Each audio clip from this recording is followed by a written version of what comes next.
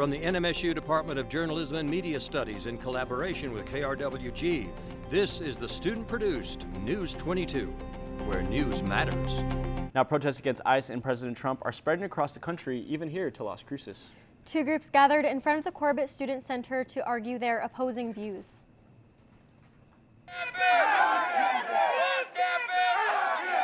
Supporters of President Trump gathered for a prayer for ICE, but it didn't take long for them to be surrounded by a much larger group of counter-protesters. You're not American, baby. One Trump supporter says he doesn't want any trouble. It's okay to have differing views, and so I decided to do that.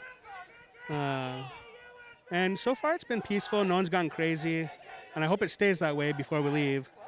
While there was no physical violence, some supporters of Trump feared coming to the event. When do you guys run this page? Yeah, so we had an expectation of around 50 people, and some heard that it was going to be kind of crazy here, so they got afraid. But that didn't stop counter-protesters from shouting their opinions on the Trump administration and its supporters. Protecting somebody who touches kids. There's no common ground with people who want to expel my brown brothers and sisters from this land. There is no common ground. They are the enemies. Others are scared of the future that lies ahead. It's so much easier for them to hate people and to hurt people, and I don't understand why it's so hard just to love and accept people. And I have family who immigrated and stuff, and I'm scared all the time, you know? Two groups here outside NMSU on the Corbett lawn. One group has been here for an hour. There's only about 4 people in that group. They are here in support of President Trump and in support of ICE. The other group here came from just north of University. This is a much larger crowd. They came over here with their signs to protest Trump and protest ICE. Now they're both here. There's still a counter protest going on in front of Wex on University. Diego, what's it looking like on that side?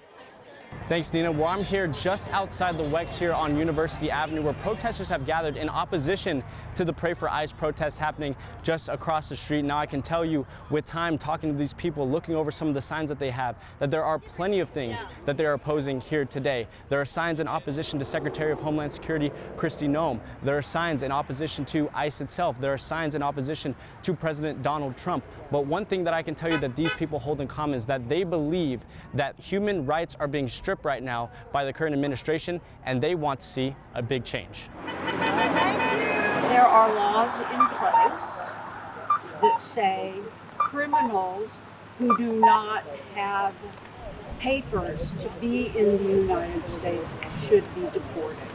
And we agree with that, but that's not what ICE is doing. Protesters say things are not only getting more dangerous on the ground, but also more difficult to enter the country. When there's no legal way to immigrate, to come to the United States, no matter what situation you're leaving, then no immigration is illegal. Drug dealers dishing out fentanyl to kids.